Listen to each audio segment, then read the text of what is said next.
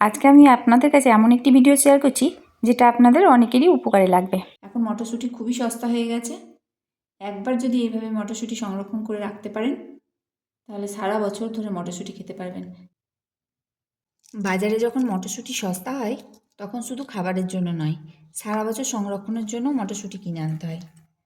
তাই তো 6 কেজি মটরশুঁটি আনা হয়েছে সারা বছর সংরক্ষণ করার জন্য। এই মটরশুঁটিগুলো ছাড়িয়ে সারা বছরের জন্য সংরক্ষণ করে রাখবো, যাতে অসময়ে মটরশুঁটির যে কোনো রেসিপি বানিয়ে খাওয়া যেতে পারে। নমস্কার বন্ধুরা, হিসেল বনলক্ষ্মীতে আপনাদের সকলকে স্বাগত। আজকে আপনারা ভিডিওটিকে প্লিজ কেউ স্কিপ করবেন না, আপনারা সম্পূর্ণ রেসিপিটি দেখুন আর এইভাবে মটরশুঁটি সস্তায় কিনে এনে সারা বছরের জন্য সংরক্ষণ করে রাখুন। এইভাবে যদি মটরশুঁটি সংরক্ষণ করেন, মটরশুঁটির স্বাদ সম্পূর্ণভাবে বজায় থাকবে, এমনকি মটরশুঁটির রঙও একই থাকবে, একটু আলাদা হবে না। তাহলে আসুন শুরু করা যাক রেসিপিটি। মটরশুঁটি সংরক্ষণের জন্য একটা হাঁড়িতে 2 গামলা জল গরম করতে দিয়েছি। জলটা ভালো মতো গরম হয়ে গেছে। এর মধ্যে এখন দিচ্ছি ছোটো চামচে 1 চামচ লবণ, আর দিচ্ছি 2 বড় টেবিল চামচ চিনি। চিনিটা যদি দেওয়া হয় মটরশুঁটির রঙটা বজায় থাকবে, রঙটা নষ্ট হবে না। এখন চিনি আর লবণটা ভালোভাবে গুলে নিতে হবে আর চিনিটাকে গলতে দিতে হবে। এমনি যদি মটরশুঁটি ছাড়িয়ে ফ্রিজে রেখে দেওয়া হয় তাহলে দেখবেন 10-15 দিনের মধ্যে সেটা গ্যাস বেরিয়ে যায়। কিন্তু এইভাবে যদি মটরশুঁটি রাখা হয়, মানে একটু মটরশুঁটিকে ফুটিয়ে নেব, এইভাবে যদি রাখা হয় তাহলে মটরশুঁটি কোনো দিন গ্যাস বেরোবে না। এখন ছাড়িয়ে নেওয়া মটরশুঁটিগুলো এর মধ্যে দিয়ে দিচ্ছি। এখানে 2 গামলা মটরশুঁটি হয়েছে। ফুটন্ত জলে কিন্তু দিতে হবে। আমি 2 গামলা জল বসিয়েছিলাম আর 2 গামলা মটরশুঁটি দিয়ে দিলাম। খুব বেশিক্ষণ সেদ্ধ করব না, ঘড়ি দেখে 2 মিনিট। তার বেশি যদি সেদ্ধ করা হয় তাহলে কিন্তু মটরশুঁটিটা বেশি নরম হয়ে যাবে। একবার শুধু নেড়ে দিলাম, ঘড়ি দেখে 2 মিনিট। মটরশুঁটিগুলো শুধু একটু ভেসে উঠবে। গ্যাসের ফ্লেম হাই করা আছে। 2 মিনিট হয়ে গেল পুরো, আর দেখুন মটরশুঁটিগুলো সব ভেসে উঠেছে। এর থেকে আর বেশি কিন্তু সেদ্ধ করা যাবে না।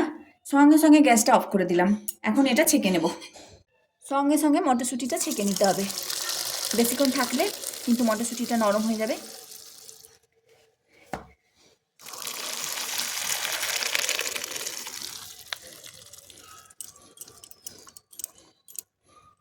মটরশুঁটি কুকিং প্রসেসটা বন্ধ করতে হবে, এই জন্য নিয়ে নিচ্ছি ফ্রিজের ঠান্ডা কনকনি জল আর বরফ। এটা আগে রেডি করে রাখবেন, তাহলে অনেকটাই সুবিধা হবে। আমার আগে রেডি করা ছিল না, তাই বরফটা যাতে তাড়াতাড়ি গলে যায় তার জন্য এর মধ্যে জল ঢেলে নিলাম। মটরশুঁটিটা ছেঁকে নেওয়ার পর সঙ্গে সঙ্গে এই বরফ জলে দিয়ে দিতে হবে। এখন বরফ দেওয়া আছে জলের মধ্যে, তাহলে মটরশুঁটি কুকিং প্রসেসটা বন্ধ হয়ে যাবে।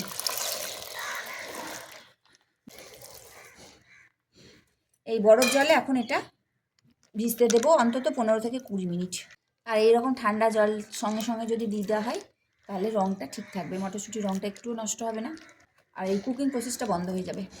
মটরশুঁটিগুলো এখন ঠান্ডা হয়ে গেছে আর কালারটা দেখুন কি সুন্দর হয়ে আছে, একবারে সবুজ হয়ে আছে।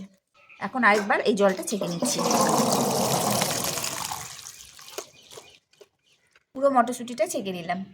এখন এই জল ঝরানো মটরশুঁটিটা একটা কাপড়ের উপর এভাবে মেলে দিচ্ছি।